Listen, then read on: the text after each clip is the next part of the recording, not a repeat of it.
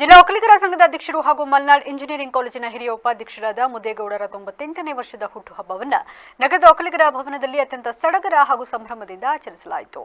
ಇದೇ ಸಂದರ್ಭದಲ್ಲಿ ಮುಖ್ಯಮಂತ್ರಿ ಡಿಕೆ ಶಿವಕುಮಾರ್ ಅವರು ಮುದೇಗೌಡರಿಗೆ ಖುದ್ದು ದೂರವಾಣಿ ಕರೆ ಮಾಡುವ ಮೂಲಕ ಹುಟ್ಟುಹಬ್ಬದ ಶುಭಾಶಯಗಳನ್ನು ಕೋರಿದರು.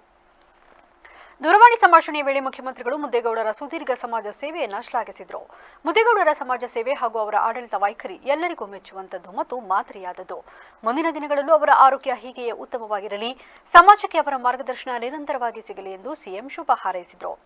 ಮುಖ್ಯಮಂತ್ರಿಗಳ ಕರೆಗೆ ಅತ್ಯಂತ ಗೌರವಪೂರ್ವಕವಾಗಿ ಪ್ರತಿಕ್ರಿಯಿಸಿದ ಮುದೇಗೌಡರು ಹಾಸನ ಜಿಲ್ಲಾ ಒಕ್ಕಲಿಗರ ಭವನಕ್ಕೆ ಸರ್ಕಾರ ನೀಡಿದ ಬೆಂಬಲವನ್ನು ಸ್ಮರಿಸಿ ಧನ್ಯವಾದ ಅರ್ಪಿಸಿದರು. ಹಾಸನ ಜಿಲ್ಲಾ ಒಕ್ಕಲಿಗರ ಭವನದ ನಿರ್ಮಾಣಕ್ಕೆ ಬೇಕಿದ್ದ 5,30,00,000 ರೂಪಾಯಿ ಮೊತ್ತವನ್ನು ರಾಜ್ಯ ಸರ್ಕಾರವೇ ಭರಿಸಿ ಆ ಹೊರೆಯನ್ನು ವಜಾಗೊಳಿಸಿರುವುದು ನಮ್ಮೆಲ್ಲರಿಗೂ ಅತ್ಯಂತ ಗೌರವ ತಂದಿದೆ. ಈ ಮಹತ್ ಕಾರ್ಯಕ್ಕಾಗಿ ನಮ್ಮ ಇಡೀ ಸಮಾಜದ ಪರವಾಗಿ ಮುಖ್ಯಮಂತ್ರಿಗಳಿಗೆ ಮನಪೂರ್ವಕ ಅಭಿನಂದನೆಗಳನ್ನು ಸಲ್ಲಿಸುತ್ತೇನೆ ಎಂದು ಮುದೇಗೌಡರು ಹರ್ಷ ವ್ಯಕ್ತಪಡಿಸಿದರು.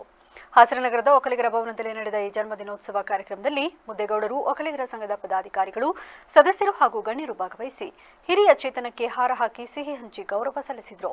ಸಿಎಂ ಅವರ ನೇರ ಕರೆ ಮತ್ತು ಭವನದ ಅನುದಾನದ ಕುರಿತಾದ ಮಾತುಗಳು ಕಾರ್ಯಕ್ರಮದ ಸಂಭ್ರಮವನ್ನು ಮತ್ತಷ್ಟು ಹೆಚ್ಚಿಸಿದವು.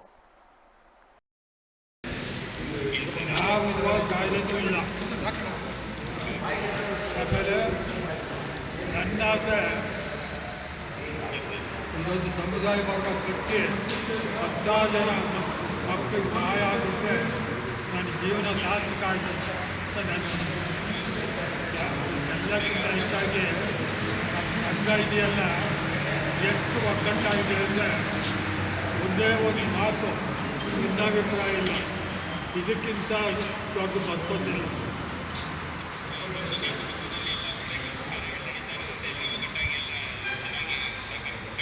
ಆಗ್ತಾ ಇದೆ. ಈಗ ನೀವು ಮಾಡಿದ ಸಹಾಯನ ಎಲ್ರಿಗೂ ಅರ್ಥವಾಗಿದೆ. ಅದು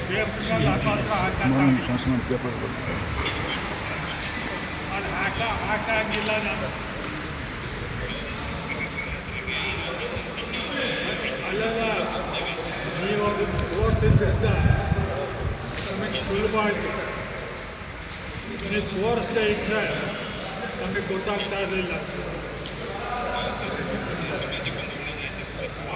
ಒಳ್ಳೆಯದಾಗಿದೆ. ಈಗ ನಮ್ಮ ಇಡೀ ಜೀವನದಲ್ಲಿ ಸಾಲ ತೀರಿಸ್ತಾ ಇದ್ವು ಇಲ್ವೋ, ಆ ಸಾಲ ಈಗ ನೀವು ಡಿ ಕೆ ಶಿವಕುಮಾರ್ ಸೇರಿಕೊಂಡು ಅದು ಒಳ್ಳೆಯದು.